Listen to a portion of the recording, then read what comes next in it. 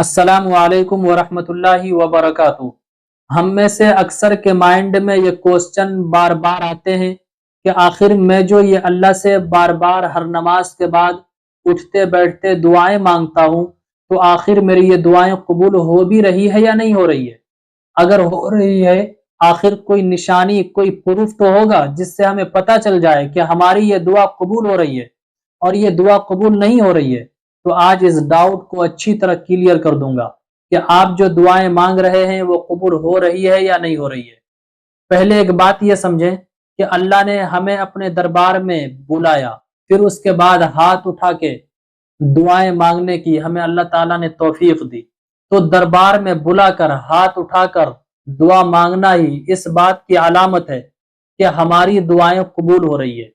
हाथ उठाकर दुआएं मांगना ही सबसे बड़ा प्रूफ है कि अल्लाह हमारी दुआएं कबूल कर रहा है।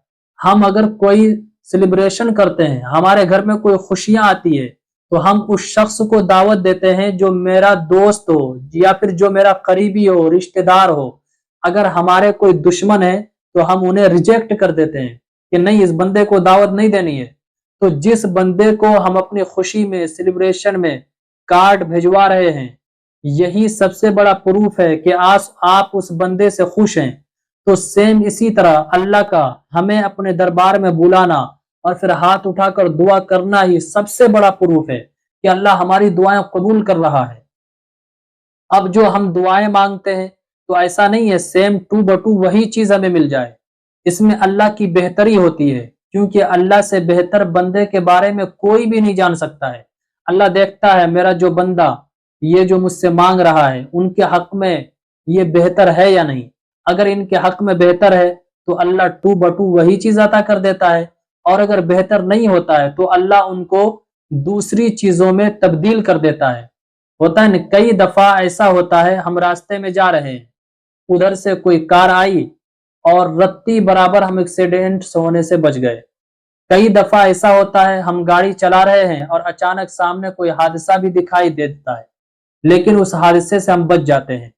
तो उस हादसे से बच जाना, एक्सीडेंट से बच जाना या दूसरी परेशानी से बच जाना, ये इस बात की अलामत है कि हमारा कोई ऐसा अमल है, हमारी कोई ऐसी दुआ है जो अल्लाह ने कबूल कर ली है, और हमें उस अमल या दुआ के बदले में अल्लाह ने इस मुसीबत से, इस हादसे से हमें बचा लिया। तो हमारी कोई भी दुआ या कोई भी अमल बेकार नहीं जाता है। तो आज ये बात क्लियर हो गई कि अल्लाह हाथ उठाने की तौफीक किसे देता है, अल्लाह अपने दरबार में मांगने की तौफीक किसे देता है, जिनसे अल्लाह राजी होता है, खुश होता है। तो हम जो अल्लाह से हाथ उठाते हैं, तो हाथ का उठाना, अल्लाह के दरबार में जाना, अल्लाह से गिड़गिड़ा कर मांगना, यही सबसे बड़ी अलामत है, सबसे बड़ी निशानी है, यही सबसे बड़ा प्रूफ है कि अल्लाह ने मेरी इस दुआ को कबूल कर ली है। अगर हम किसी चौधरी से मिलना चाहते हैं, किसी बड़े पादरी से मिलना चाहते हैं या फिर किसी अधिकारी से मिलना चाहते हैं, और वो हमें परमिशन, हम पहले तो उनसे परमिशन मांगते हैं। जब हमें परमिशन उससे मिलने की मिल जाती है, तो परमिशन का मिलना ही इस बात की अलामत है कि वो अधिकारी, वो चौधरी, वो सीएम, वो प्रधानमंत्री, वो मिनिस्टर मुझसे मिलना चाहता है और हम उससे मिलना चाहते हैं। वो मुझसे खुश है, इसलिए तो उसने मुझे परमिशन दी है कि इस बंदे को मुझसे मिलने दो। बिल्कुल सेम इसी तरह अल्लाह से मांगना, अल्लाह के दरबार में जाना, ये इस बात की निशानी है, अलामत है, ये इस बात का प्रूफ है कि अल्लाह मुझसे खुश है, अल्लाह मुझसे राजी है, अल्लाह मेरी इबादतों को कबूल कर रहा है, अल्लाह मेरी दुआओं को कबूल कर रहा है। तो मेरे अजीज भाइयों और बहनों, ऐसा बारहा होता है, तरह तरह के कंफ्यूजन हमारे माइंड में जन्म लेते हैं, बहुत सारे डाउट हमारे माइंड में पैदा हो जाते हैं।